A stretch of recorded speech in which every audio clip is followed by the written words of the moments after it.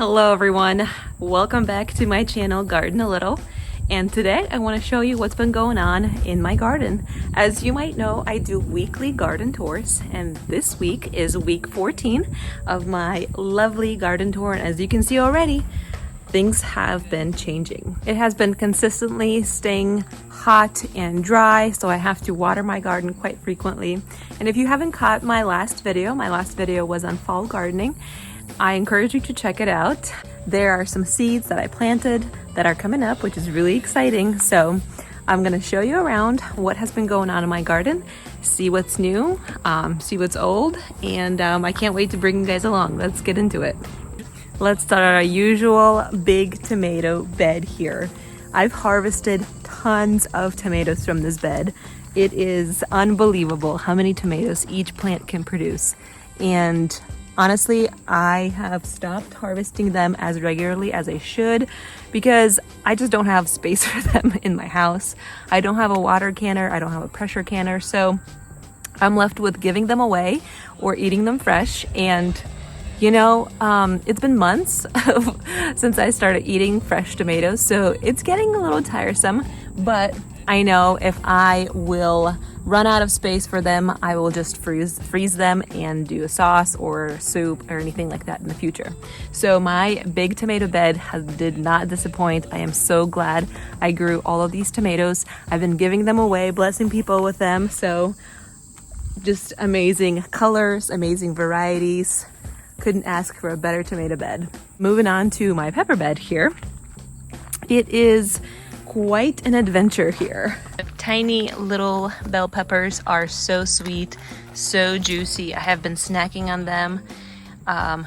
Really glad I grew them. These are like really lunchable, snackable peppers. Very, very tasty. These Buena Mulata peppers, I will definitely be growing them next year. So beautiful. And they come in different colors. So there's an orange one. There's some red ones over here. Very, very prolific plant.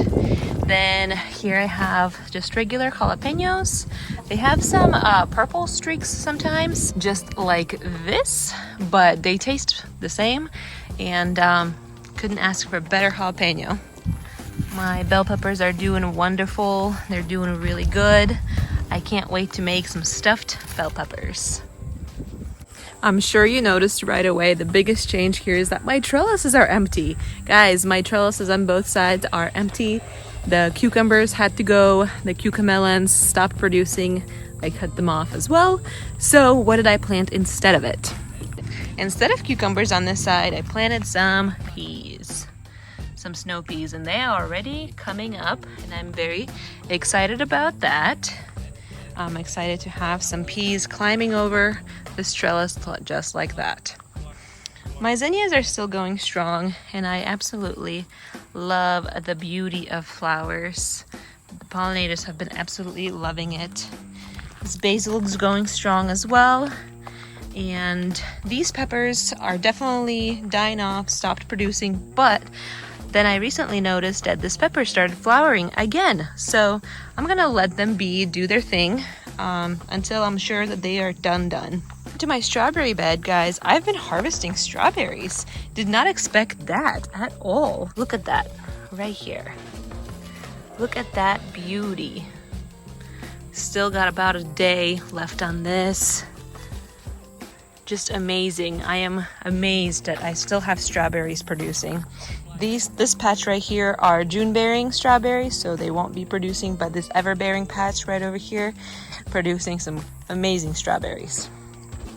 On the other side of the trellis where the cucamelons were, I also planted some peas.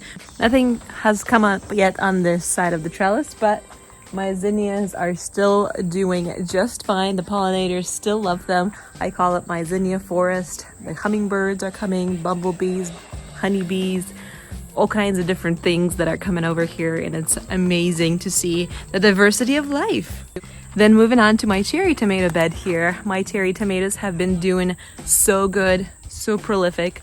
I absolutely love coming out here, snacking on them. Of course, sharing them with my friends and family.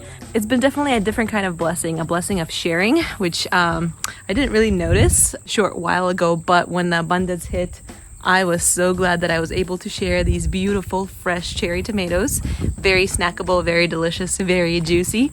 I definitely have a few in mind that I will be regrowing next year, and a few that, you know, maybe not so much. That's why I grew so many varieties this year, because I wanted to learn what I liked, what my family liked, what my friends liked, and I didn't want to waste anything, because I know some seeds can be used better by other people. So I'm going to stick with things that I like personally and be regrowing them, and things that didn't really stick with me, letting them go. And moving on to my okra bed here. My okras are doing absolutely amazing. I've been getting a lot of okras from just a few of these plants, but like I said on Instagram, again, I'm gonna drop that link down here below. Okra is just really not my favorite. I've tried to eat it different ways. I've grown it a few years now. It's just not sticking with me. So I think I'm gonna just stop growing okra. I just don't want to spend extra space in my garden on things that I personally don't like. Then in the same bed as my okra, I planted some onions right over here. Nothing has come up yet, so we're giving it a few more days here. My huckleberries are doing amazing, but again, I don't think I'm gonna grow them again, although they're not bad. It's just they're not my favorite. Then I planted some beets over here, some Swiss chard, and some have already started coming up over here and over here, so I'm excited to see how that goes. These sunflowers over here are still yet to open, but I am excited about them. Zinnias over here, and it looks like we have more blooms that are starting to form. Here are some beets that I sowed, and here as well, so I'm excited to see that. And look at this, my lettuce is coming through. These are carrots that are gonna coming through here. Some bok choy, I'm gonna need to thin that. Some kales, very, very exciting. I think zinnias are about to flower again here. So it's coming alive, just one last time before fall and winter really hit. These herbs are doing fantastic. Oregano, chives, parsley, dill. Then my brassica bed is doing great as well. It's been really hot, so my brassicas are not really loving it, but they're surviving. And I think I might have Brussels sprouts forming, but again, just the pest damage has been really, really strong this year. The eggplants have been really coming along, and then I have some flowers from Ultimate Seed Business. And then these eggplants are just monsters, ginormous. And each plant, except this one, has about 2 or 3 eggplants on it, which is super exciting. As you can tell by my flushed face, it is really hot. And it's been hot, I don't know, weeks on end now, and it hasn't rained in a few days, so I've been watering my garden quite frequently, and things are dying off. As you can tell, my tomatoes are starting to yellow, starting to just wilt, which is understandable. It is really hot, and my cucumbers just died off, kind of dried off, and it was time to rip them out. So I'm so excited to have planted this fall garden. I know I'm not too late, and I know you are not too late to plant some seeds in your garden to get those greens in, the lettuce, the spinach, the arugula, the peas. Get them in, get them planted. You won't be sorry. It's not that hard. You can do it. I believe in you, and I'm so excited to bring you guys along as my garden grows, changes, and shifts gear into fall gardening. Thank you so much for hanging out with me, and I'll see you guys next time. Bye.